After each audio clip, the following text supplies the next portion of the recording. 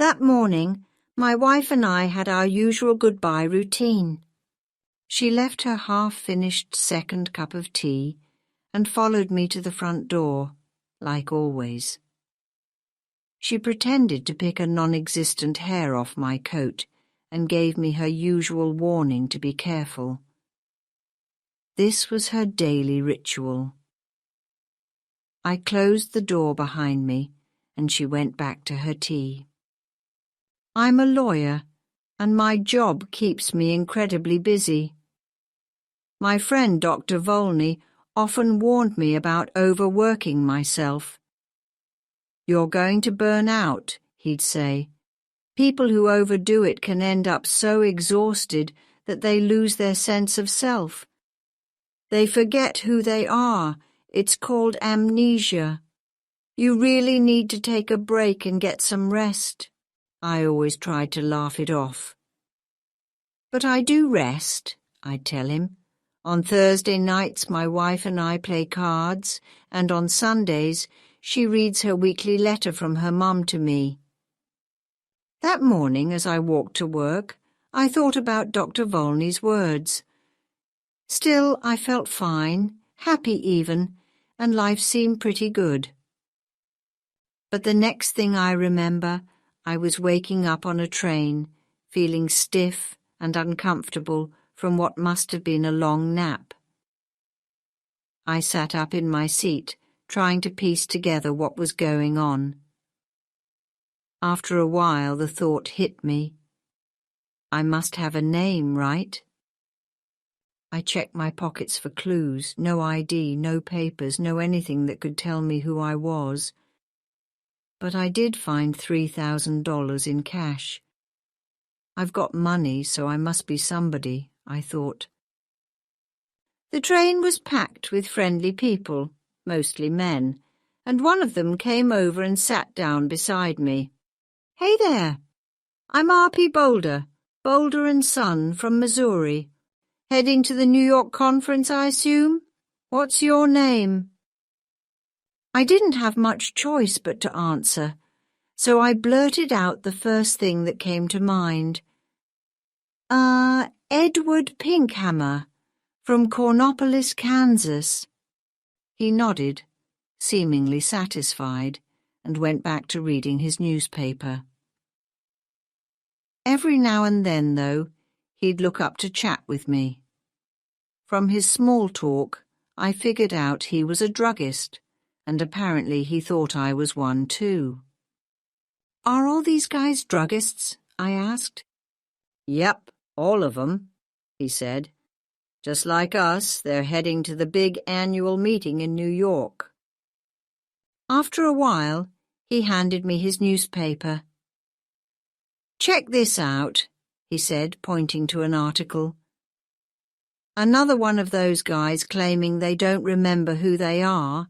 Happens all the time. Some guy gets sick of his job and family, decides to run off, and then when they track him down, he says he's got no memory of anything. Convenient, huh?" I took the paper and started reading the story he was talking about. Elwyn C. Belford, a well-known lawyer in town, vanished 3 days ago. Just before disappearing, he withdrew a large sum of money from his bank. No one has seen or heard from him since. Belford is known as a reserved man, dedicated to his job and happily married. However, he's been working himself to the bone, so there's a chance he might be suffering from amnesia. But sometimes people genuinely do forget who they are, I told Mr. Boulder. He rolled his eyes and shook his head. "Oh, please, that's nonsense. These guys don't forget who they are, they're just bored. They're looking for some thrill, a new woman maybe, or just a change of scenery." When we got to New York around 10 p.m., I hailed a taxi and headed straight to a hotel. At the front desk, I confidently signed the register with my new identity, Edward Pinkhammer. As soon as I did, An unexpected wave of excitement hit me. I felt alive, untouchable. For the first time, I was free. No name, no ties, no expectations. It was like I could do anything I wanted. The desk clerk gave me a weird look, probably because I didn't have any luggage. "I'm here for the druggist's meeting," I said casually. "My suitcase got lost, but I'll sort it out." I handed him some money, and that seemed to smooth things over. The next day I bought myself a suitcase, some clothes, and officially embraced life as Edward Pinkhammer. I didn't even try to think about my past or who I really was. The days that followed were a whirlwind of fun. Manhattan was my playground. Theatres, parks, live music, fancy restaurants, late-night adventures, and, of course, gorgeous women everywhere. I discovered something during this time. If you really want to be happy, you need to feel free. Some nights, I'd treat myself to fancy dinners in quiet, upscale spots with soft music playing in the background. Other times I'd join the chaos, boats packed with laughing couples or Broadway's buzz with its glowing lights and endless energy. I felt like I could do anything, go anywhere, and just be. One afternoon as I walked into my hotel, a big round man suddenly blocked my path. "Hey there, Belford," he said loudly, grinning like we were old buddies. "What's brought you to New York? Is Mrs. B here with you?" I froze for a split second but quickly played it cool. "Sorry, sir, you've got the wrong guy," I said, keeping my voice calm. "The name's Pinkhammer. Edward Pinkhammer. Excuse me." His smile faded, and he stepped aside, looking stunned. As I walked toward the desk, I heard him mumble something about making a phone call. "Can I get my bill?" I asked the guy at the hotel desk. "And have my suitcase ready in half an hour." That afternoon I switched things up and moved to a quiet little hotel on Fifth Avenue. A few days later, I was at one of my favorite spots on Broadway, heading to my usual table. Out of nowhere, someone grabbed my arm. "Mr. Belford," a warm, sweet voice called out. I turned around and there she was, a woman sitting alone at a table. She looked about 30, with the kind of beautiful eyes that instantly pull you in. "How could you just walk past me like that?" she teased. "Didn't you recognize me?" I slid into the seat across from her, feeling a mix of confusion and curiosity. Her hair was stunning, this gorgeous blend of red and gold that seemed to catch the light just right. "Are you sure you know me?" I asked, trying to keep my cool. She smiled, this playful, knowing smile. "No, not really. I never truly knew you." "Well, my name's Edward Pinkhammer," I said, leaning into my new persona. "From Kansas." She laughed, a soft, melodic sound. "So you didn't bring Mrs. Belford along, huh?" she said with a grin. "You haven't changed much in 15 years, Elwyn." Her eyes locked onto mine, searching for something beneath the surface. "No," she said after a moment, her voice quieter now. "You haven't forgotten. I told you you could never forget." I felt a strange pull, like I should know her, but there was nothing, just emptiness. "I'm sorry," I said, shaking my head, "but that's the problem. I have forgotten. Everything." She laughed lightly. "Did you know I got married just 6 months after you did?" It was all over the newspapers." She paused, her gaze dropping for a moment before she looked back at me. Her voice softened. "Tell me something, Elwyn. Since that night 15 years ago, have you ever been able to touch, smell, or even see white roses without thinking of me?" I took a deep breath, choosing my words carefully. "I'm sorry, but I don't remember any of this." I tried to look away, avoiding her eyes. Her smile lingered, though it was tinged with sadness. She stood, offering her hand. I shook it briefly. "Oh, you remember," she said, her voice gentle but full of certainty. Her smile turned bittersweet. "Goodbye, Elwyn Belford." That night, after seeing a show at the theatre, I returned to my hotel. A quiet man dressed in dark clothes was waiting for me in the lobby.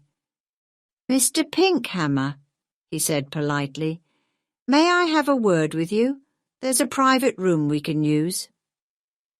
Curious but cautious, I followed him into a small room where 2 other people were waiting. A man and a woman. The woman was stunning. Her beauty was undeniable, though her face carried the weight of sadness and exhaustion. For reasons I couldn't explain, I found myself drawn to her. The man, probably in his 40s, stepped forward to greet me. "Belford," he said warmly, "it's good to see you. I told you that you were pushing yourself too hard. Now it's time to come home. You'll feel like yourself again soon."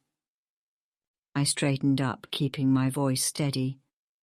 "I'm sorry, but my name is Edward Pinkhammer, and I've never seen you before in my life." The woman gasped, her voice breaking. "Oh, Elwyn, Elwyn, I'm your wife." She rushed to me, wrapping her arms around me, but I instinctively stepped back, gently pushing her away. Desperate, she turned to the man beside her. "Dr. Volney, what's wrong with him?" Dr. Volney placed a hand on her shoulder, his tone calm but firm. "Marion, go to your room. He'll come around soon." The woman hesitated but eventually left, her heartbreak visible in her every step. The man in dark clothes followed her, leaving just me and Volney in the room. The doctor turned to me, his voice low and measured. "Listen, Elwyn, your name isn't Edward Pinkhammer." I gave him a faint smile. "I know that. But a man needs a name, doesn't he? So why not Pinkhammer?" "Your name," he said firmly, "is Elwyn Belford. You're one of the best lawyers in Denver, and that woman who just left is your wife." I nodded slowly, mulling over his words. "She's quite remarkable," I said after a pause. "I love her hair. It's beautiful." "She's more than remarkable," Volney replied. "She's been a devoted wife to you. When you disappeared 2 weeks ago, she was devastated. Then we got a call from someone who spotted you at this hotel." "Ah, yes," I said, the memory flickering faintly. "I think I remember that man. He called me Belford. But tell me, who are you exactly?" Volney sighed. "I'm Bobby Volney. I've been your friend for 20 years and your doctor for 15. Elwyn, try to remember." I leaned back in my chair, the weight of his words sinking in. "You say you're a doctor. So tell me, how does this amnesia work? Does it fade slowly or vanish all at once?" "It varies," he said. Sometimes it's gradual, other times it's immediate. Will you help me, Dr. Volney? I asked sincerely. Elwyn, he said with a kind smile, I'll do everything I can. Good. And as my doctor, you're bound by confidentiality, right? You can't repeat what I say. Of course, he assured me. I stood up and walked over to a table where a vase of white roses sat. Without hesitation, I grabbed the flowers and tossed them out the open window, watching them disappear into the night. Then I turned back to him, feeling an unexpected lightness. All right, Bobby, I said, a small smile playing on my lips. I think it's time to get better right now. I'm tired of running.